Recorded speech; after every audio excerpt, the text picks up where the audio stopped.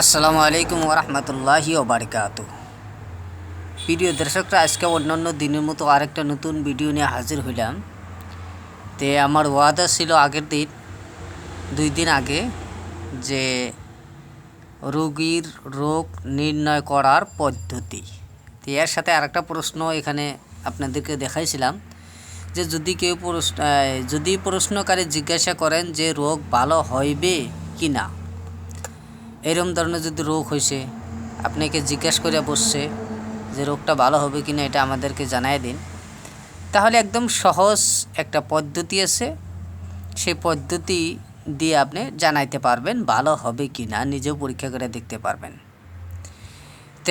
আজকের ভিডিওটা কিন্তু কালকের যেটা এর আগে যেটা ভিডিও গিয়েছে যে রোগীর রোগ নির্ণয় করার পদ্ধতি, সেটার সাথে সম্পর্ক আছে। সেটা যদি বুঝে আসে তাহলে সে এইটা বুঝে আসবে, আর যদি সেটা বুঝে না আসে তাহলে আমাকে কমেন্ট করতে পারেন।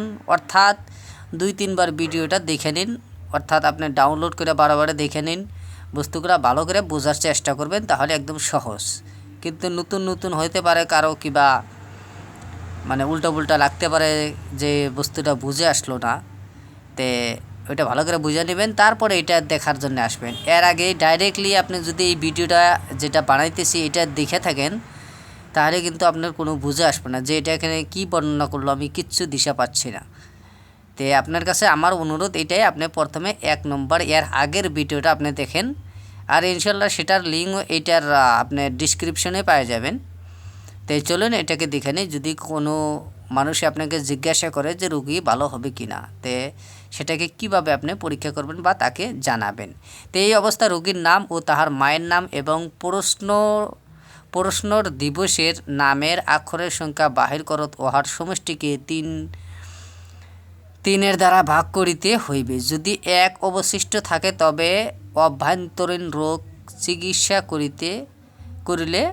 করিবে আরোগ্য হইবে, আর যদি 2 অবশিষ্ট থাকে তবে ইহা শারীরিক চিকিৎসা করিলে সুস্থ হইবে। শারীরিক বেমার হব, শারীরিক রোগ হয়ে যাব, তাহলে মনে করবেন, আর সেটা ডাক্তারি চিকিৎসার দ্বারাই সেটা ভালো হয়ে যাবে ইনশাল্লাহ, কোনো টেনশনের কোনো দরকার নাই। আর যদি 3 অবশিষ্ট থাকে তবে জিনের আসর হয়ে আছে, তদবির করলে রোগ ভালো হইবে।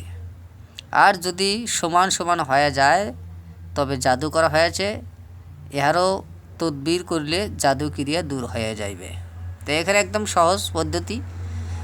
আগে যেভাবে আপনাকে দেখা দেওয়া হয়েছিল, উদাহরণ সহকারে দেখা দেওয়া হয়েছিল কালকে, এর আগে যেটা ভিডিও গেছে সেটা থেকে দেখে নেবেন, আর সেই অনুযায়ী সেই আদত নিকালে বাহির করার যেটা নিয়ম পদ্ধতি আছে, একই পদ্ধতি থাকবো, একই ধরনের সিস্টেম।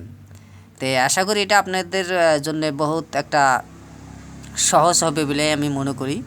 এরপরেও যদি কোনো ধরনের প্রশ্ন আপনার থাকে তাহলে আপনাকে কমেন্ট বক্সের মাধ্যমে আমাকে জানানোর জন্য অনুরোধ জানানো হলো। আজকের বারে এইখানেই, আশা করি আপনাদের বহুত উপকার হবে। এর সঙ্গে সঙ্গে ইনশাল্লাহ আর একটা নতুন ভিডিও নিয়ে আপনাদের সম্মুখে অন্য একদিন হাজির হব বলে আমি আশা দিলাম।